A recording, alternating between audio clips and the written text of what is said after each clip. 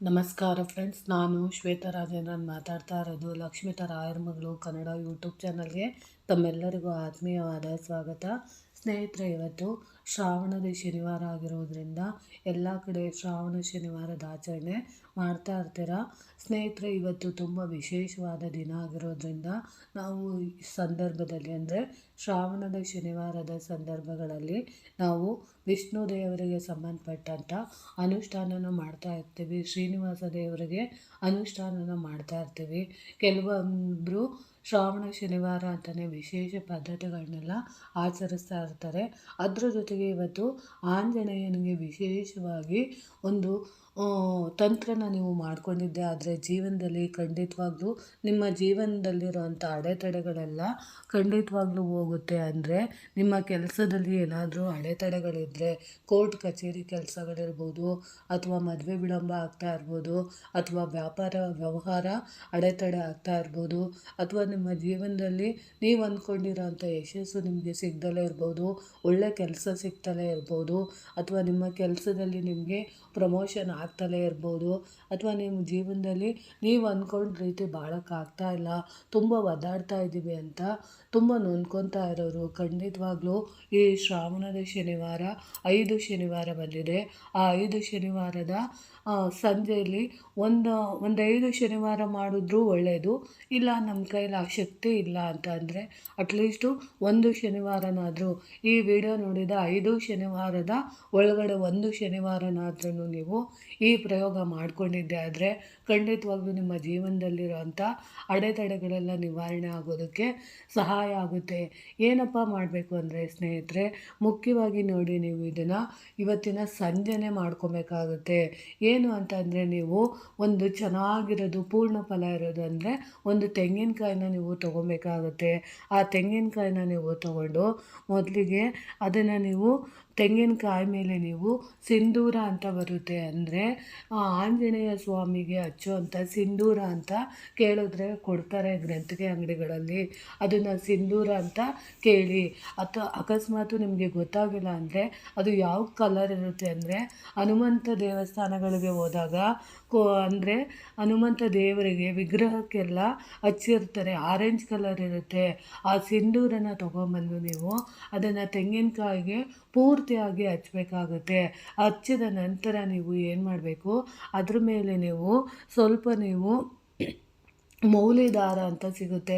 ಮೌಲಿ ದಾರ ಅಂತಂದರೆ ಏನು ಅಂತ ಅಂದರೆ ಕೆಂಪು ಮತ್ತು ಹಳದಿ ಮಿಶ್ರಿತವಾಗಿರೋವಂಥ ಕೈಗೆ ಕಟ್ಕೊಳ್ಳೋ ಅಂಥದ್ದು ಒಂದು ದಾರ ಇರುತ್ತೆ. ಅದನ್ನು ನಾವು ಮೌಲಿ ದಾರ ಅಂತ ಕರಿತೀವಿ. ಆ ದಾರನ ತೊಗೊಂಬಂದು ಆ ದಾರದ ಉಂಡೆ ಇರ್ಬೋದು ಅಥವಾ ದಾರನ ಪೂರ್ತಿಯಾಗಿ ನೀವು ತೆಂಗಿನಕಾಯಿಗೆ ಸುತ್ತಿ ನಂತರ ನೀವು ಅದನ್ನು ನೀವು ದೇವರ ಮನೆ ಮುಂದೆ ಅಂದರೆ ನೀವು ಪೂಜೆ ಮಾಡುವಂಥ ದೇವರ ಮುಂದೆ ನೀವು ಪ್ರಾರ್ಥನೆ ಮಾಡಿ ಅದರ ಮೇಲೆ ಸ್ವಲ್ಪ ನೀವು ದಕ್ಷಿಣೆ ಇಟ್ಟು ಅಥವಾ 10 ರೂಪಾಯಿ 11 ರೂಪಾಯಿನ ನೀವು ದಕ್ಷಿಣೆ ಇಟ್ಟು, ಎಲೆ ಅಡಿಕೆ ದಕ್ಷಿಣೆ ಇಟ್ಟು ನಿಮ್ಮ ಮನಸ್ಸಲ್ಲಿರೋ ಅಂಥ ಪ್ರತಿಯೊಂದು ಆಸೆನೂ ನೀವು ಹೇಳ್ಕೊಬೇಕಾಗುತ್ತೆ. ಹೇಳ್ಕೊಂಡು ತದನಂತರ ಏನು ಮಾಡ್ಬೋದು ಅಂತ ಅಂದರೆ ಅದನ್ನು ನೀವು ಮನೆಯಲ್ಲಿ ಅರ್ಪಣೆ ಮಾಡಿ ಬೆಳಗ್ಗೆ ತಗೊಂಡೋಗಿ ಕೊಡ್ತೀನಿ ಅಂದರೆ ಭಾನುವಾರ ದಿನ ನೀವು ತಗೊಂಡೋಗಿ ಕೊಡ್ಬೋದು. ಇಲ್ಲ ಅಂತ ಅಂದರೆ ಇವತ್ತೇ ಕೊಡ್ತೀನಿ ಅಂತ ಅಂದ್ರೂ ನೀವು ಇವತ್ತೇ ಪೂಜೆ ಮಾಡಿ ಇವತ್ತು ಸಾಯಂಕಾಲ ನೀವು ತಗೊಂಡೋಗಿ ಆಂಜನೇಯನ ದೇವಸ್ಥಾನಕ್ಕೆ ಕೊಡ್ಬೋದು. ಅದ್ರ ಜೊತೆಗೆ ನೀವು ಏನು ಮಾಡಬೇಕು ಅಂದರೆ ಸ್ನೇಹಿತರೆ, ಆ ಮೌಲ್ಯದಾರ ನೀವು ಕೊಡೋವಂಥ ಸಂದರ್ಭದಲ್ಲಿ ನೀವು ನೈವೇದ್ಯವಾಗಿ ಆಂಜನೇಯನಿಗೆ ಒಂದು ಸ್ವಲ್ಪ ಅನ್ನನ ನೀವು ನೈವೇದ್ಯವಾಗಿ ಇಡಬೇಕಾಗುತ್ತೆ. ನೀವು ಮನೆಯಲ್ಲಿ ಪೂಜೆ ಮಾಡ್ತೀನಿ ಅಂತ ಅಂದರೆ ಮನೆಯಲ್ಲಿ ಪೂಜೆ ಮಾಡ್ತೀನಿ ಅನ್ನುವಾಗಲೂ ಅಷ್ಟೇ ಒಂದು ಬೌಲಲ್ಲಿ ಆಂಜನೇಯನ ದೇವಸ್ಥಾನದ ವಿಗ್ರಹ ಇರ್ಬೋದು ಅಥವಾ ಫೋಟೋಗಳ ಮುಂದೆ ನೀವು ಈ ರೀತಿ ನೀವು ತೆಂಗಿನಕಾಯಿದು ಪ್ರಯೋಗ ಮಾಡಿ ಅದ್ರ ಜೊತೆಗೆ ಸ್ವಲ್ಪ ನೈವೇದ್ಯಕ್ಕೆ ಅಂತ ನೀವು ಅನ್ನನ ನೀವು ನೈವೇದ್ಯವಾಗಿ ಇಡಬೇಕಾಗುತ್ತೆ. ಆ ಅನ್ನಕ್ಕೆ ಸ್ವಲ್ಪ ತುಪ್ಪ ಅಥವಾ ಸ್ವಲ್ಪ ಬೆಲ್ಲ ಹಾಕಿ ನೀವು ನೈವೇದ್ಯ ಇಟ್ಟು ತದನಂತರ ನೀವು ದೇವಸ್ಥಾನಕ್ಕೆ ಆ ತೆಂಗಿನಕಾಯಿನ ನೀವು ತಗೊಂಡೋಗಿ ಇವತ್ತಿನ ದಿನ ನೀವು ಹನುಮಂತ ದೇವಸ್ಥಾನಕ್ಕೆ ಕೊಟ್ಟು ಬರೋದರಿಂದ ನಿಮ್ಮ ಇಷ್ಟಾರ್ಥಗಳು ನೆರವೇರುತ್ತೆ. ಯಾಕಂದರೆ ಶ್ರಾವಣ ಶನಿವಾರಕ್ಕೆ ಅಂಥ ಮಹತ್ವ ಇದೆ. ಅಕಸ್ಮಾತು ನಿಮಗೆ ಇವಾಗ ವಿಡಿಯೋ ನೋಡಿ ಲೇಟ್ ಆಗಿರುತ್ತೆ, ಎಲ್ಲ ಮಾಡ್ಕೊತೀರ, ಅಷ್ಟೊತ್ತಿನಲ್ಲಿ ಹೋಗೋಕ್ಕಾಗಲ್ಲ ಅನ್ನೋರು ನೀವು ಈ ವಾರ ಮಾಡಿರ್ತೀರ ಅಂದ್ಕೊಡಿ. ನೈವೇದ್ಯಕ್ಕೆ ಅಂತ ಅನ್ನ ಇಟ್ಟು ಮತ್ತು ತೆಂಗಿನಕಾಯಿದು ಸಿಂಧೂರ ಎಲ್ಲ ಹಚ್ಚಿ ಮಾಡಿರ್ತೀರ. ಅಂಥದ್ದನ್ನ ನೀವು ಮುಂದಿನ ವಾರ ನೀವು ತಗೊಂಡೋಗಿ ಆಂಜನೇಯನ ದೇವಸ್ಥಾನಕ್ಕೆ ಅದನ್ನು ಕೊಡ್ಬೋದು. ಒಂದು ವಾರ ಪೂರ್ತಿ ಮನೆಯಲ್ಲೇ ಇದ್ದರೆ ಏನೂ ಪ್ರಾಬ್ಲಮ್ ಆಗೋದಿಲ್ಲ. ಅಕಸ್ಮಾತ್ ನಿಮಗೇನಾದರೂ ನಮಗೆ ಇಲ್ಲ ನಾವು ಮನೇಲಿ ಇಟ್ಕೊಳಕ್ಕಾಗಲ್ಲ ಅನ್ನೋರು ಭಾನುವಾರ ತೊಗೊಂಡೋಗಿ ಕೊಡ್ಬೋದು, ನಾಳೆ ಸೋಮವಾರನೂ ತೊಗೊಂಡೋಗಿ ಕೊಡ್ಬೋದು, ಮಂಗಳವಾರನೂ ಕೊಡ್ಬೋದು. ಆದರೆ ಶನಿವಾರ ಸಂಜೆ ನೀವು ಇದನ್ನು ಮಾಡೋ ಅಂಥದ್ದು ಪ್ರಯತ್ನ ಮಾಡಬೇಕು. ಅಂದರೆ ಮನೇಲಿ ಮಾಡಿದ್ರೂ ಅಷ್ಟೇ ಶ್ರೇಷ್ಠವಾಗಿರುತ್ತೆ. ಅಥವಾ ನೀವು ದೇವಸ್ಥಾನದಲ್ಲಿ ಮಾಡಿ ಕೊಡ್ತೀನಿ ಅಂದ್ರೂ ಕೊಡ್ಬೋದು. ಆದರೆ ದೇವಸ್ಥಾನದಲ್ಲಿ ನೀವು ನೈವೇದ್ಯನ ತಗೊಂಡು ಹೋಗೇ ಇರಬೇಕಾಗುತ್ತೆ. ಯಾಕಂದರೆ ಅನ್ನಕ್ಕೆ ಸ್ವಲ್ಪ ತುಪ್ಪ ಅಥವಾ ಬೆಲ್ಲದ ಅನ್ನನಾದ್ರೂ ನೀವು ಮಾಡ್ಕೊಂಡೋಗಿ ನೈವೇದ್ಯನ ದೇವಸ್ಥಾನದಲ್ಲಿ ನೀವು ಇಟ್ಟು ಅಥವಾ ದೇವಸ್ಥಾನಕ್ಕೆ ನೈವೇದ್ಯನ ಕೊಟ್ಟು ತದನಂತರ ಇದನ್ನು ಮಾಡಿಸ್ಬೇಕಾಗುತ್ತೆ.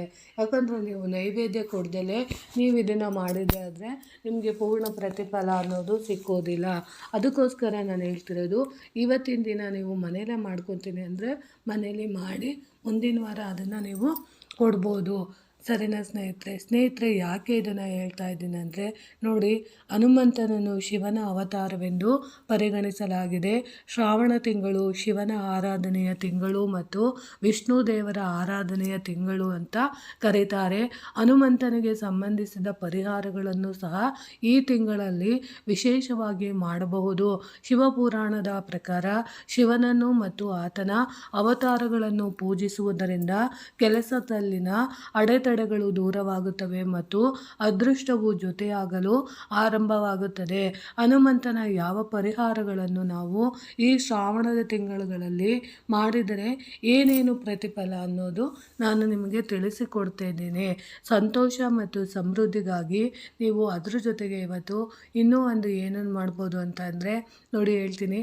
ಸಾಸಿವೆ ಎಣ್ಣೆಯ ಮಣ್ಣಿನ ದೀಪವನ್ನು ಹಚ್ಚಿ ಮತ್ತು ರಾತ್ರಿ ಮಲಗುವ ಮುನ್ನ ಮನೆಯ ದೇವರ ಕೋಣೆಯಲ್ಲಿನ ಹನುಮಂತನನ್ನು ಧ್ಯಾನಿಸುವಾಗ, ಹನುಮಾನ್ ಚಾಲೀಸವನ್ನು ಪಠಣೆ ಮಾಡಿದಾಗ, ಹನುಮಂತನ ಮುಂದೆ ಮಲ್ಲಿಗೆ ಎಣ್ಣೆಯ ದೀಪವನ್ನು ಹಚ್ಚಿ ಸಿಂಧೂರ ಮತ್ತು ಕೆಂಪು ಬಟ್ಟೆಯನ್ನು ಅರ್ಪಿಸಿ. ಈ ಪರಿಹಾರವನ್ನು ಪರೀಕ್ಷೆಗಳಲ್ಲಿ ಯಶಸ್ಸು ನೀಡುತ್ತದೆ.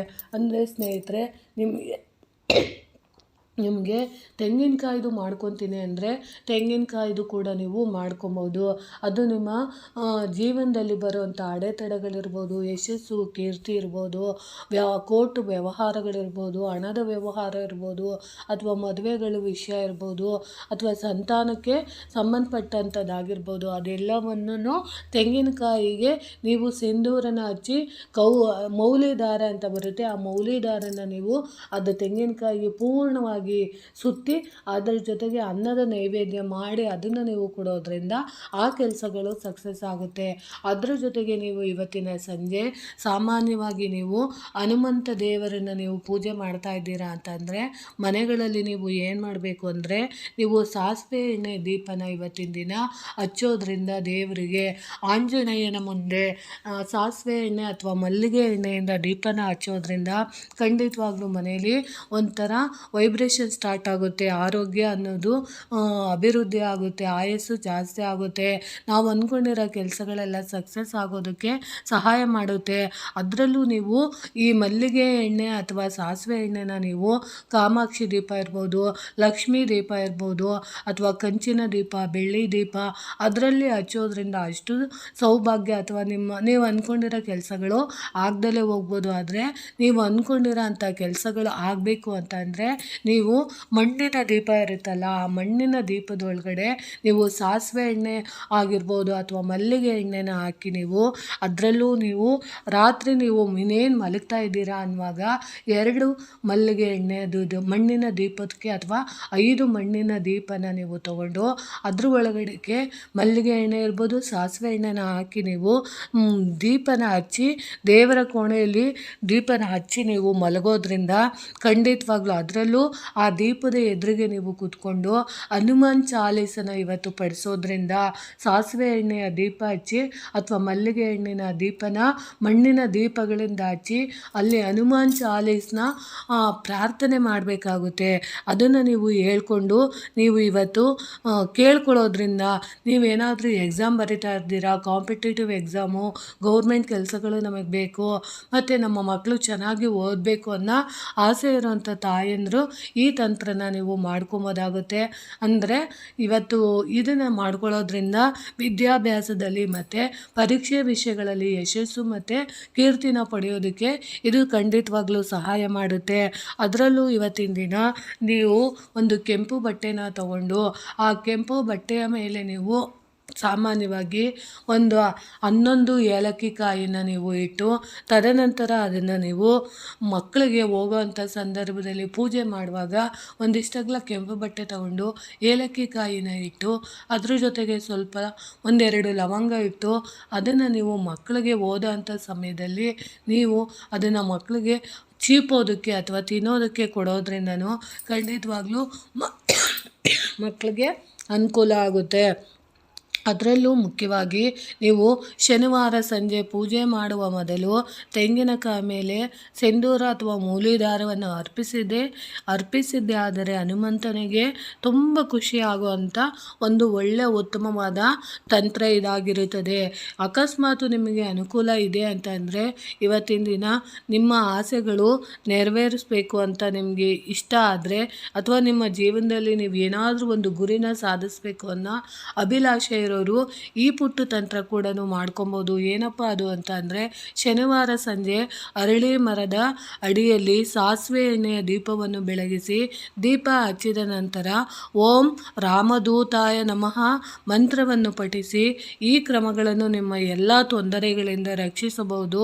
ಪೂಜೆ ಮಾಡಿದ ನಂತರ ನೀವು ಮನೆಗೆ ಹೋಗಲು ಪ್ರಾರಂಭಿಸಿದಾಗ ನೀವು ದೀಪ ಹಚ್ಚಿದ ಅರಳಿ ಮರವನ್ನು ಹಿಂದಿರುಗಿ ನೋಡದೆ ಬರಬೇಕಾಗುತ್ತದೆ. ಯಾಕೆ ಅಂದರೆ ಸ್ನೇಹಿತರೆ, ನೀವು ಇದನ್ನು ಮಾಡಿ ಬಂದಾಗ ಖಂಡಿತವಾಗ್ಲೂ ನಿಮಗೆ ಯಾರಾದರೂ ಮಾಟ ಮಂತ್ರದ ಶಕ್ತಿಯಿಂದ ತೊಂದರೆ ಕೊಡ್ತಾ ಇದ್ದಾರೆ, ಶತ್ರುಗಳು ಕಾಟ ಕೊಡ್ತಾ ಇದ್ದಾರೆ, ಅಥವಾ ನಮಗೆ ಮಾನಸಿಕ ಹಿಂಸೆ ಆಗ್ತಿದೆ, ಅಥವಾ ನಮ್ಮ ಜೀವನದಲ್ಲಿ ನಾವು ಸೋತೋಗ್ಬಿಟ್ಟಿದ್ದೀವಿ ಅಂತ ಅಂದ್ಕೊಂಡಿರೋರು, ಅಥವಾ ನಿಮ್ಮವರೇ ನಿಮಗೆ ತೊಂದರೆ ಕೊಡ್ತಾ ಇರ್ಬೋದು, ಅಥವಾ ನೀವು ಮಾಡ್ತಿರೋಂಥ ಕೆಲಸದ ಜಾಗದಲ್ಲಿ ನಿಮಗೆ ತೊಂದರೆ ಕೊಡ್ತಾ ಇರ್ಬೋದು, ಕಿರಿಕಿರಿ ಕೊಡ್ತಾ ಇರ್ಬೋದು, ಅಥವಾ ನಿಮಗೆ ನಿಮ್ಮ ದುಃಖನ ನೀವು ಯಾರ ಹತ್ರನೂ ಹೇಳೋಕ್ಕಾಗ್ತಾ ಇಲ್ಲ ಅಂತ ಬಿಲಿ ಅಂತ ಒದ್ದಾಡ್ತಾ ಇದ್ದರೆ, ಯಾರೂ ನಿಮಗೆ ಸಹಾಯಕ್ಕೆ ಬರ್ತಾ ಇಲ್ಲ ಅಂತ ಅನ್ನೋರು ನೀವು ಇವತ್ತಿನ ಸಂಜೆ ಅರಳಿ ಮರ ಎಲ್ಲಿರುತ್ತೋ ಅಲ್ಲಿ ಹೋಗಿ 2 ಮಣ್ಣಿನ ದೀಪನ ತಗೊಂಡು ಅದಕ್ಕೆ ಸಾಸಿವೆ ಎಣ್ಣೆನ ಹಾಕಿ ನಿಮ್ಮ ನೋವುಗಳು ಏನೇನಿದೆ ಪ್ರತಿಯೊಂದನ್ನು ನೀವು ಅರಳಿ ಮರದ ಹತ್ರ ದೀಪ ಹಚ್ಚುವಾಗ ಹೇಳ್ಕೊಂಡು ತದನಂತರ ಅದನ್ನು ನಿಮ್ಮ ಪ್ರಾರ್ಥನೆ ಎಲ್ಲ ಹೇಳ್ಕೊಳ್ಳೋ ಅಂಥ ಸಂದರ್ಭದಲ್ಲಿ ನೀವು ಈ ಮಂತ್ರನ ಹೇಳ್ಕೊಬೇಕಾಗುತ್ತೆ.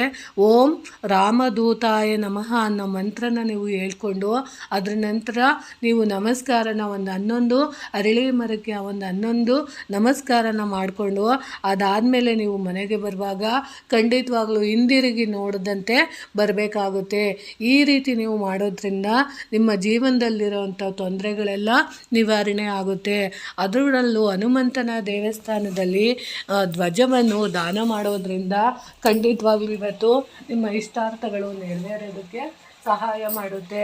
ಎಂಥದಪ್ಪ ಅದು ಧ್ವಜ ಅಂತ ನೀವು ಕೇಳ್ಬೋದು. ಆ ಧ್ವಜ ಬಂದು ರಾಮನ ಫೋಟೋ ಇರುತ್ತೆ. ಅಂದರೆ ರಾಮ ಬಿಲ್ಲು ಮತ್ತು ಬಾಣಗಳನ್ನ ಹಿಡ್ಕೊಂಡಿರೋಂಥ ಒಂದು ಫೋಟೋ ಗ್ರಂಥಿಗೆ ಅಂಗಡಿಗಳಲ್ಲಿ ಸಿಗುತ್ತೆ.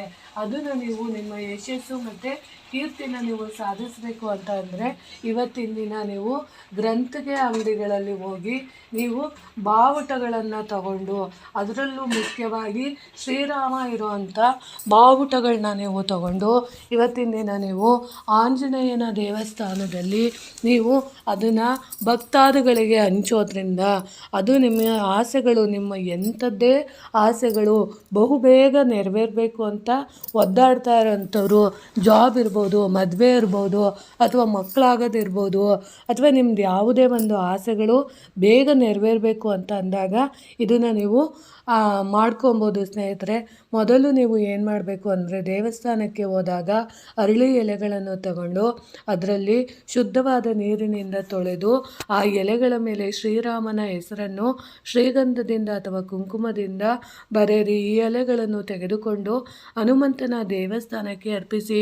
ಈ ಪರಿಹಾರವು ಕೂಡ ನಿಮಗೆ ದುಃಖಗಳಿಂದ ಮುಕ್ತಿಯನ್ನು ಕೊಡುತ್ತದೆ. ನೋಡಿ ಸ್ನೇಹಿತರೆ, ಬೇಕಾದರೆ ನೀವು ಈ ಪ್ರಯೋಗ ಕೂಡ ಮಾಡ್ಕೊಬೋದು. ಏನಪ್ಪ ಅಂತ ಅಂದರೆ, ನಿಮ್ಮ ಮನೆಯ ಸುತ್ತಮುತ್ತ ಏನಾದರೂ ಅರಳಿ ಮರದ ಎಲೆಗಳೇನಾದರೂ ಸಿಕ್ಕಿದ್ರೆ ಆ ಎಲೆಗಳನ್ನ ಸಾರಿ ಸ್ನೇಹಿತರೆ, ಸ್ವಲ್ಪ ನನಗೆ ಯಾಕೋ ಈ ನಡುವೆ ಒಂದು ವಾರದಿಂದ ಈ ವೆದರ್ಗೆ ಸ್ವಲ್ಪ ಹುಷಾರಿಲ್ದಂಗೆ ಆಗಿದೆ. ಹಾಗಾಗಿ ನನಗೆ ಸ್ವಲ್ಪ ಕೆಮ್ಮು ಜಾಸ್ತಿ ಇದೆ, ಮಾತಾಡೋಕ್ಕೆ ಕಷ್ಟ ಆಗುತ್ತೆ, ಮಧ್ಯದಲ್ಲಿ ಇರತ್ತೆ ಡಿಸ್ಟರ್ಬೆನ್ಸ್ ಆಗ್ತಿದೆ, ಹಾಗಾಗಿ ಕ್ಷಮೆ ಇರಲಿ ಸ್ನೇಹಿತರೆ. ಇವಾಗ 11 ಅರಳಿ ಎಲೆಗಳನ್ನ ನೀವು ತಗೊಂಡು ಆ ಎಲೆಗಳನ್ನ ನೀವು ತೊಳೆದು ಅದ್ರ ಮೇಲೆ ನೀವು ನೋಡಿ ಶ್ರೀರಾಮ ಶ್ರೀರಾಮ ಅಂತ ಬರೆದು ನೀವು ಇವತ್ತಿನ ದಿನ ಹಂಚೋದ್ರಿಂದ ಅಥವಾ ಹಾರನ ನೀವು ಹಾಕ್ಸೋದ್ರಿಂದ ಖಂಡಿತವಾಗ್ಲೂ ನಿಮ್ಮ ಇಷ್ಟಾರ್ಥಗಳು ನೆರವೇರುತ್ತೆ. ಯಾಕಂದರೆ ನೀವು ಇಂಥ ಪ್ರಯೋಗಗಳನ್ನ ಇಂಥ ಸಮಯದಲ್ಲಿ, ಇಂಥ ವಿಶೇಷವಾದ ದಿನಗಳಲ್ಲಿ ನೀವು ಮಾಡೋದ್ರಿಂದ ಖಂಡಿತವಾಗ್ಲೂ ನಿಮ್ಮ ಇಷ್ಟಾರ್ಥಗಳು ನೆರವೇರುತ್ತೆ. ಅಕಸ್ಮಾತು ನಿಮಗೆ ದೇವಸ್ಥಾನಗಳು ದೂರ ಇದೆ, ಸಿಗ್ತಾ ಇಲ್ಲ ಅಂದರೆ ನೀವು ಫೋಟೋಗೂ ಕೂಡ ಈ ರೀತಿ ಮಾಡ್ಬೋದು. ಅಕಸ್ಮಾತು ನೀವು ಯಾಕೆ ಇಡಬೇಕು ಅಂತಂದರೆ ನೋಡಿ ಸ್ನೇಹಿತರೆ, ಯಾವಾಗಲೂ ಅಷ್ಟೇ ನಾವು ಒಂದು ಮಾಡುವಂಥ ಪುಟ್ಟ ತಂತ್ರಗಳು ನಾವು ಒಳ್ಳೆಯ ಸಮಯದಲ್ಲಿ ಮಾಡಿದಾಗ ಮಾತ್ರ ನಮಗೆ ಅದರಿಂದ ಸಿಗುವಂಥ ಪ್ರತಿಫಲಗಳು ತುಂಬ ಬೆಟ್ಟದಷ್ಟಿರುತ್ತೆ. ನಾವು ಮಾಡ್ತಾ ಹೋಗಿರಬೇಕು, ಯಾವತ್ತೋ ಒಂದು ದಿನ ನಮಗೆ ಅದರ ಪ್ರತಿಫಲ ಖಂಡಿತವಾಗ್ಲೂ ಸಿಗುತ್ತೆ. ಅದ್ರ ಜೊತೆಗೆ ನೀವು ಏನಾದರೂ ನಿಮ್ಮ ಮನೆಯಲ್ಲಿ ಹನುಮಂತ ದೇವರನ್ನು ನೀವು ಪೂಜೆ ಮಾಡ್ತಾ ಇದ್ದೀರಾ ಅಂತಂದರೆ ಅದನ್ನು ನೀವು ಯಾವಾಗಲೂ ದಕ್ಷಿಣದ ಕಡೆಗೆ ಕಾಣುವ ರೀತಿಯಲ್ಲಿ ಇರಿಸಿ. ಈ ವಿಧಾನದಿಂದ ಶತ್ರುಗಳಿಂದ ಜಯವನ್ನು ಸಾಧಿಸುವಿರಿ. ಹನುಮಂತನಿಗೆ ಕಮಲದ ಹೂವು, ಗುಲಾಬಿ ಹೂವು, ಚೆಂಡು ಹೂವು ಅಥವಾ ಸೂರ್ಯಕಾಂತಿ ಮುಂತಾದ ಕೆಂಪು ಅಥವಾ ಹಳದಿ ಹೂವುಗಳನ್ನು ಅರ್ಪಿಸುವುದರಿಂದ ನೀವು ಎಲ್ಲ ರೀತಿಯ ಸಂತೋಷವನ್ನು ಅನುಭವಿಸುವಿರಿ. ನೋಡಿ ಸ್ನೇಹಿತರೆ, ನನಗೆ ಗೊತ್ತಿರೋಷ್ಟು ಪುಟ್ಟ ತಂತ್ರಗಳನ್ನ ನಾನು ನಿಮಗೆ ಹೇಳ್ಕೊಟ್ಟಿದ್ದೀನಿ. ಶನಿವಾರ ಸಂಜೆ ಮಾಡ್ಕೊಳ್ಳೋ ಅಂಥದ್ದು ಸುಮಾರು ಒಂದು 5-6 ಹೇಳ್ಕೊಟ್ಟಿದ್ದೀನಿ. ನಿಮಗೆ ಯಾವುದು ಸರಿ ಅನಿಸುತ್ತೋ ಈ 6 ತಂತ್ರಗಳಲ್ಲಿ ಯಾವುದ್ಯಾವುದು ಅನುಕೂಲ ಆಗುತ್ತೋ ಅದನ್ನು ಈ ಶ್ರಾವಣ ಮಾಸದ ಶನಿವಾರದ ಸಂಜೆಗಳಲ್ಲಿ ಇದನ್ನೆಲ್ಲ ಮಾಡ್ಕೊಳ್ಳಿ. ನಿಮಗೆ ಇಲ್ಲಿ ಮಾಡ್ಕೊಬೇಕಾಗಿರೋದು ಶ್ರದ್ಧೆಯಿಂದ ಮಾಡ್ಕೊಂಡಾಗ ಖಂಡಿತವಾಗ್ಲೂ ನಿಮ್ಮ ಇಷ್ಟಾರ್ಥಗಳಿಗೆ ಇದೊಂದು ಪೂರಕವಾದ ಸಹಾಯ ಮಾಡುತ್ತೆ. ಇದನ್ನು ಖಂಡಿತವಾಗ್ಲೂ ಮಾಡ್ಕೊಳ್ಳಿ. ಯಾವುದು ಅನುಕೂಲ ಆಗುತ್ತೋ, ನಿಮಗೆ ಯಾವುದು ಸರಿ ಅನಿಸುತ್ತೋ, ಯಾವುದು ನಮಗೆ ಬೇಕು ಅಂತ ಅನಿಸುತ್ತೋ ಅದನ್ನು ನೀವು ಮಾಡ್ಕೊಳ್ಳಿ ಅಂತ ತಿಳಿಸ್ತಾ ಇದ್ದೀನಿ ಸ್ನೇಹಿತರೆ. ಈ ಮಾಹಿತಿಗಳು ನಿಮಗೆ ಇಷ್ಟ ಆಗಿದ್ದರೆ ದಯವಿಟ್ಟು ನನ್ನ ಚಾನಲ್ನ ಸಬ್ಸ್ಕ್ರೈಬ್ ಮಾಡ್ಕೊಂಡು ನೋಡಿ, ಹೆಚ್ಚೆಚ್ಚು ವಿಡಿಯೋನ ಶೇರ್ ಮಾಡಿ ಮತ್ತು ಲೈಕ್ ಮಾಡಿ. ಹೊಸದಾಗಿ ಯಾರಾದರೂ ನೋಡ್ತಿದ್ರೆ ದಯವಿಟ್ಟು ಸಬ್ಸ್ಕ್ರೈಬ್ ಮಾಡ್ಕೊಂಡು ನೋಡಿ ಅಂತ ತಿಳಿಸ್ತೀನಿ. ಪ್ರೀತಿಯ ಧನ್ಯವಾದಗಳು ಸ್ನೇಹಿತರೆ.